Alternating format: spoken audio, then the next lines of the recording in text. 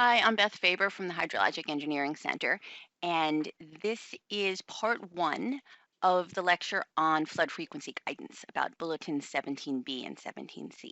This is the sixth lecture in the course on statistical methods in hydrology. Here's an outline of what we'll be talking about. First, why we have a bulletin, why we have flood frequency guidance. So a bit of the reasons in the history. And then talking about Bulletin 17B and 17C, some of the differences. We're going to be talking about both of them because if you're redoing an analysis with Bulletin 17C that was originally done with 17B, and you get a different result, you have to be pretty aware of what was done differently and the reasons for any differences, and also know whether the difference is because of additional data or because of differences in methods. So in fact, just a suggestion that if you're going to redo an analysis and have additional data, I would do it first again with Bulletin 17B before moving on to doing the 17C analysis, just so you know where your differences come from.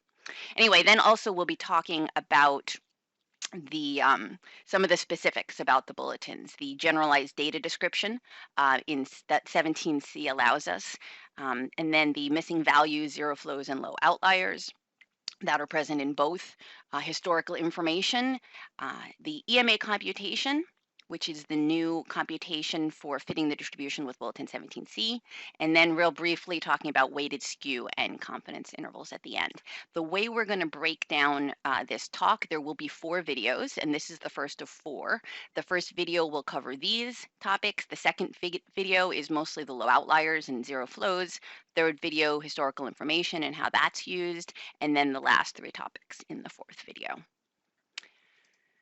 So why we have flood frequency analysis guidance in the first place? Why do we have these bulletins? Well, in the late 60s, there were a lot of agencies doing flood frequency analysis. They were doing it for a number of different reasons at that point, but then the National Flood Insurance Act led to the National Flood Insurance Program. And that program defined a regulatory threshold at the 100-year flow and the associated floodplain.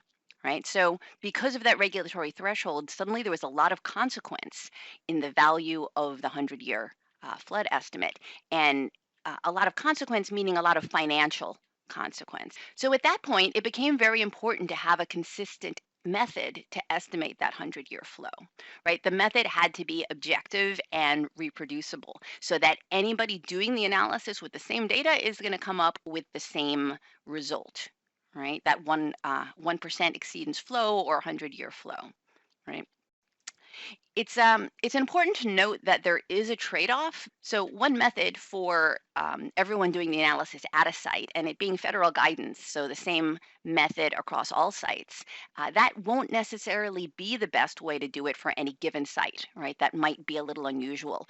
Luckily, there is some flexibility there, and if you're working on a site where it's really not a good estimate that you get from Bulletin 17B or C, there is allowance for doing it a little bit differently. It just needs to be justified quite well. So here's a little history of the guidance. The first was Bulletin 15 in 1967. There was only some brief testing, and they chose the log Pearson type 3 distribution to fit at-site gauge data, specifically the annual maximum flows from the at-site gauge data using the method of moments. In 1976 came Bulletin 17. They did a lot more extensive testing, and you can see that as an appendix in Bulletin 17B, in fact. They stuck with the log Pearson type 3. It still seemed like the best choice for what they were comparing to, but they brought in weighting with a regional skew coefficient. They brought in low outlier censoring and also use of historical information. Okay. The next year, there was 17A, which had improved low outlier identification and adjustment. 17B improved the use of historical information. And then in 1983, the Water Resources Council was abolished. So I don't know if it was explicitly discontinued or if it was just zero funded, but either way, the absence of the Water Resources Council made it more difficult to publish new guidance. However, the work group continued to meet and continued to do some work. And I'm really happy to be able to add one more line to this slide. In 2018, Bulletin 17C was published as a USGS report. And it kept to the log Pearson type 3 distribution, but switched to fitting it with what's called the expected moments algorithm. This led to better confidence intervals that come from the expected moments algorithm. There were also some improved low outlier identification, I might say more aggressive low outlier identification, and I will show you why, and also improved regional skews. So here is Bulletin 17B on the left and Bulletin 17C on the right. So we'll be talking about both in this talk, the differences between the approaches. Okay, so going into some of the details of the bulletins. Okay, here's a slide that you've already seen, what Bulletin 17B originally stated. When there's a gauge and flows are unregulated, you have to use Bulletin 17B. The data set is the annual maximum stream flow of each year. The distribution to fit is the log Pearson type 3 using the method of moments on the base 10 log flows. And those assumptions, all right, the data, we assume the data is IID.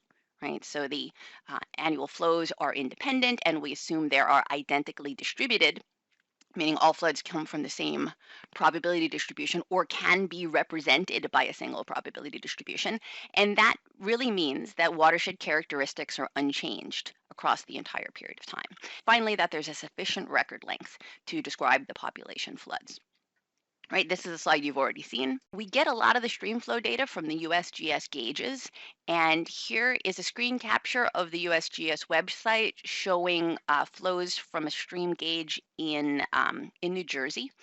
You can get data from their website, or HEC software has automatic imports into DSS and SSP. There are other agencies that gauge stream flows, and so even if a USGS gauge doesn't exist in a site that you're interested in, there might be others that have gauged flow. So here's some stream flow data, and we're seeing the annual maximum series, which is the input to this analysis. And the top, we have the annual maximum series in a linear axis. And on the bottom, I've just switched it to a log flow axis, right, to see how it's going to work on a log distribution. So bringing this data into a Bulletin 17B analysis would lead us to fitting this log Pearson type 3 distribution to the data in the dark red line, and also to computing a 90% confidence interval around that frequency curve. So here's a little bit more detail of what was in Bulletin 17B. Again, estimation of the log Pearson type 3 distribution with the method of moments. Just a reminder, that means the moments of the sample are used to estimate the moments of the distribution. There were special procedures for what were considered challenges in data, not challenges in the measurement of data, but challenges sometimes with the data that they chose to use in what is really a pretty simplified analysis of just fitting a distribution to annual peak flows. So they had procedures for low and high outliers, for zero flows, for missing flows. Then they brought in regional skew information, which we'll talk about, historical information. They computed confidence intervals, and there was something called the two-station comparison, where a longer record site can help improve the estimates at a nearby shorter record site. So a lot of these elements are also in Bulletin 17C, and so when we talk about them, we're going to talk about them both ways. All right. Now, what about this selection of the log Pearson type 3 distribution, right? A lot of the world uses the generalized extreme value or GEV distribution, and the United States is still using the log Pearson type 3. So the testing showed log Pearson type 3 with regional information was best for estimating the 100-year event. So they were specifically targeting that 100-year event because of the National Flood Insurance Program. They did not necessarily show it was better for any other part of the probability distribution, though I expect that it is, but they were targeting specifically the 100-year event. The other distributions they considered were log normal, Gumbel, log Gumbel, and 2 and 3 parameter gamma. Note that the generalized extreme value distribution that's used in several other countries was not part of their testing process back in the 70s. A bit more detail about this testing is in Appendix 14 of Bulletin 17B if you would like to see more about it. You will note that the regional information was used only with the log Pearson type 3 distribution, and I think they did not get around to testing it with all of the others. But the log Pearson type 3 was a bit better than the next contender. Originally, they were planning to just fit a log normal distribution. And if you recall, the Pearson type 3 is also called skewed normal. It's the same as a normal distribution when symmetrical, but it can have a skew coefficient that makes it different from normal, skewed in one direction or the other. Okay, so the recommendation was use log Pearson type 3 distribution, use regional information, unless, and this is important, unless some other distribution explains the observed data much better. Must be well supported. So that was the flexibility I mentioned earlier, that if there really is, you really get a poor fit with log Pearson type 3 and something else is better, then you can use it. Okay, so Bulletin 17B also noted some future work that they said should be done. And the things that are in red are what was addressed in Bulletin 17C. Although note selection of distribution is here as one of the possibilities, I was one of the proponents for not switching from the log Pearson type 3 in this go around for Bulletin 17C, primarily because a lot of the infrastructure in the United States is developed based on the log Pearson type 3 distribution. And if you're going to make a change, you're going to get different results. And if you're going to get different results, you should have a reasonable expectation of getting better results. And a different distribution would not necessarily give better results. The log Pearson type 3 has actually done quite well within the range of different flow situations we see in the United States. The fitting method of expected moments algorithm, on the other hand, we did demonstrate that we expected a better result from the expected moments algorithm, and that's why we were able to go forward with that. So here's Bulletin 17C finalized. I'm thinking it was 2018, but I'm sort of losing track of time. And I think the document is labeled 2019. It's published, as I mentioned, as a USGS report. It is Chapter 5 of Section B of Book 4, Hydrologic Analysis and Interpretation. And the reason it's a USGS report was because they were able to publish it. There did not seem to be a mechanism anymore for another way to publish it. So differences in 17C from 17B. First of all, it uses the expected moments algorithm, also called EMA, to estimate the parameters of the log Pearson type 3 distribution. It allows a more general description of flow data as intervals, which is a very important improvement, a little bit like the maximum likelihood estimation technique, which doesn't work all that well on log Pearson type 3 distribution. It also requires some new information. It requires definition of what are called perception thresholds, which we'll talk a little bit more about. It has a more aggressive low outlier test because the more aggressive test is needed with the expected moments algorithm. It provides more accurate and also larger confidence intervals. We will talk more about that. And the regional skew method is improved, and it is being used by the USGS across the United States. So USGS is producing better regional skews for us. Finally, and this is another really important idea, if there aren't any low outliers and there's no historical information for the data set, the results of 17C are identical to the results of 17B. And that's a very, very nice feature to an update. Okay, so a little bit on the computation of the EMA estimates, right? It is still an estimation of distribution moments from product moment estimates from the sample, but it is an iterative computation, right? So the Bulletin 17B procedure was developed in the late 60s, early 70s, and it was meant to be done with a slide rule. They actually reparameterized the log Pearson type 3 distribution to use mean, standard deviation, and skew. If you look in a textbook, the parameters are alpha, beta, and psi, right? They wanted to make it easier, so they developed deviates like the standard normal distribution, though for log Pearson type 3, the deviates are based not just on probability, but on skew.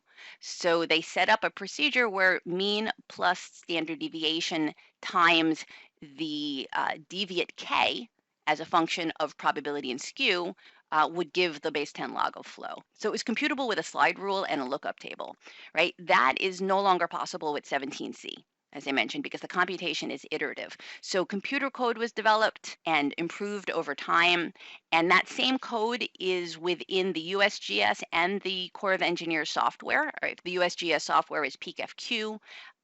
What we see this week, the Corps of Engineers software is HEC SSP.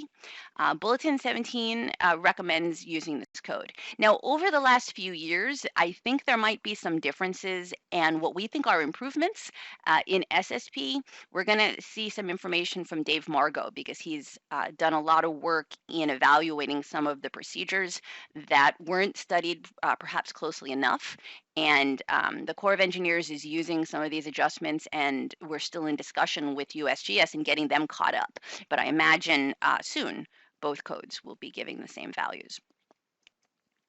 Okay, back to our outline. I'm going to go on to talk about the generalized data description of Bulletin 17C, right? So this is some of our new information. So for Bulletin 17C and the EMA procedure, we need two things for every year in the record. And this is both the systematic record, which is the gauged record or equivalent, meaning maybe reservoir inflows, and the historical period. For every year in those records, we need both a flow interval, meaning a range that describes the annual peak flow, and we need a perception threshold, right, which reflects the flows that could have been perceived within the watershed, flows that would have been measured or recorded had they occurred in that year, right? So every year is going to need both a flow interval and a perception threshold, right? The flow intervals are fairly straightforward. The conventional representation was that for each year we had a single value for flow. Flow Y is the flow in year Y, and we would have points, right? So point estimates. The generalized description is being able to represent as an interval, right? So for this year, perhaps we were uncertain about the flow, and so we can represent it as an interval from a lower to an upper, right? So if this was our annual maximum flows and shown as point estimates in the past, we can now replace some of those with intervals. So for these high flows, maybe it's uncertainty in the measurement of those flows. Down at the low end, maybe it's difficulty in measuring low flows because of the type of gauge that we have. So intervals can represent a lot of different types of data. Right? As I mentioned, uncertain flow estimates. I also mentioned limited range of measurable flow. So a crest stage gauge, for example, has a lowest level that can be measured. And if flow is below it, all you get is the low value. And that's something where we want to replace that with an interval from 0 to that low value. Low outliers, or what are now called PILFs, I'll talk more about that.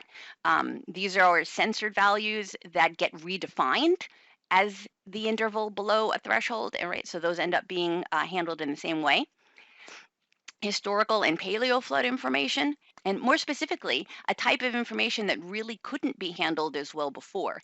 And it's years with information about exceedance or non-exceedance of some threshold, right? So we might see something like tree markings or slack water deposits that tell us that flow exceeded some level, but not exactly what that flow was. Now we can define an interval that says that for that year, flow was that minimum level or greater.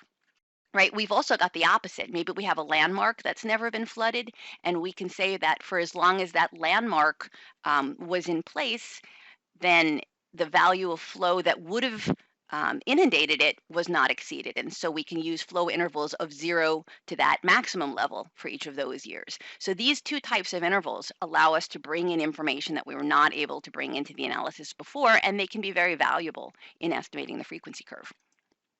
All right, so the way we define flow intervals for all of these cases, continuous gauge data, meaning the systematic data, it's still just going to be a point value. So the interval would just be QY to QY. Right, if we have an uncertain estimate, though, we can define a lower and an upper value. A censored exceedance, meaning where we believe that the flow exceeded some threshold level, we're going to define as that minimum level to infinity. And a censored non-exceedance means we're going to represent the interval as 0 to that maximum value. Okay, perception thresholds are a new idea with the 17C analysis. And so it's something we need to talk a little bit more about because it's unfamiliar. So perception thresholds are reflecting, quite literally, it reflects what flow within the watershed could have been perceived. right? So this is the range of flows that we think would have been seen, observed, left some kind of evidence behind if they had occurred, right? It is defined explicitly as a lower and an upper level, but almost always it's going to be some lower level that we could have seen to infinity, right? Because we usually don't say, hey, that flow was too large to have seen. So that Ty lower is going to be the smallest peak that would have resulted in a documented flow of some kind, and upper is the largest that would have resulted in a documented flow, but it's usually infinity. Okay, so theoretically, perception thresholds should be independent of what flows actually occurred. They're based on the watershed, the characteristics of the watershed. They should be independent of the data, although we'll see that there are times when we use historical data to help us describe what could have been observed in the watershed, right? So they don't always end up being independent. For periods of continuous full range stream flow measurement, meaning the systematic record, the threshold is going to be 0 to infinity. For periods that have no information at all, like ungaged periods, periods where flow is missing, then we have infinity to infinity, which means nothing would have been perceived. And for periods that were before our gauge, but that we have some information, either historical or geologic evidence, then it's going to be some threshold value to infinity, meaning that threshold value is the lowest flow that could have been perceived. Right. Um, Another important note is that the perception thresholds imply and produce a complementary flow range for the unobserved years that are in our analysis period. So if we have an historical event and then the years after that historical event, we have a perception threshold from, say, 50,000 to infinity. The algorithm says for all of those unobserved years, if we would have seen anything over 50,000, then those unobserved years must be less than 50,000. And so we get this complementary flow range of 0 to 50,000 for the unobserved years. So here's an example that shows all of these things. We have a systematic record here from 1937 on, meaning there was a stream gauge. We have an added historical period back to 1840, and this is from having 3 historical events, one in 1840, one in 1878, and one in 1902. Right? Each of these historical events might have some flow range associated with them, reflecting the uncertainty in the measurement. For this watershed, perhaps there was also some landmark, which if it had been inundated, we'd have known about it, right? So in this case, a railroad grade where flow at 120,000 CFS would inundate it and perhaps damage it, right? So anytime that that flow level was exceeded would have been observed, okay? And clearly these 3 historical events exceeded it. So what we can say then is that our perception threshold is 120,000, or the range is 120,000 to infinity for this period. And then we get that complementary flow range where for all of these unobserved years, we can say the flow was 0 to 120,000 CFS. And it might go back past 1840. It might go back to when that railroad was put in place. Okay. Perception threshold range for the systematic record is again 0 to infinity. Right. Now, it was helpful that we had some landmark in the watershed that we could say, hey, we'd have known it if that had been exceeded. Sometimes we don't have that information. And so while the perception thresholds are theoretically supposed to be separate from the historical events, sometimes we don't have any further information, but we can use the historical events to help us set thresholds. So this event in 1902, we're pretty sure that if that had happened again after 1902, we'd have seen it. So we can say that's a perception threshold, and the flows since then must have been less, right? The flow in 1878, well, maybe we'd have seen this lower flow back to then, but we can at the very least say that if that flow that we did see in 1878 had happened again, it would have left some evidence in that period in between, and same with that flow back in 1840. So here I am setting perception thresholds based on my historical events. So this is the EMA data tab in the Bulletin 17 analysis in SSP. If you've chosen Bulletin 17C on the General tab, then you'll have this new tab called EMA data. And Mike Bartels, I think, will show us a little bit more information about this, but I'll cover it quickly. We have a row for each of our perception thresholds. The first row in green is always going to be the 0 to infinity that represents the systematic record, which is gauged, and it's going to have a start year and an end year that spans the entire analysis. And then these lower rows are going to be any individual period that has a different perception threshold, right? So we're going to have the start and end year of that range. We're going to have the low threshold, and then the high threshold is most often infinity. And just a tip, you have to double click on the cell and right click and choose set as infinity, right? Don't just type INF. Right. So now for every year from this start year to end year in the green row, we have a row in the flow data table, right, for each year in the analysis.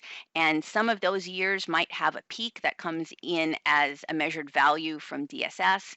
And in that case, the low and the high value might be the same, or perhaps you change them to represent an interval of uncertainty. And then for years that weren't observed, there is no value in the peak column, and you'll have just a low value and a high value that are brought in from the perception threshold, right? So these are the complementary flow ranges that are defined by the perception thresholds, and they get set when you hit the apply thresholds button. On the right, you have the flow data and also the complementary flow ranges that get assumed from the perception thresholds and brought into the flow table. Right, so that is the end of video number 1. And next we're going to move on to missing values and zero flows.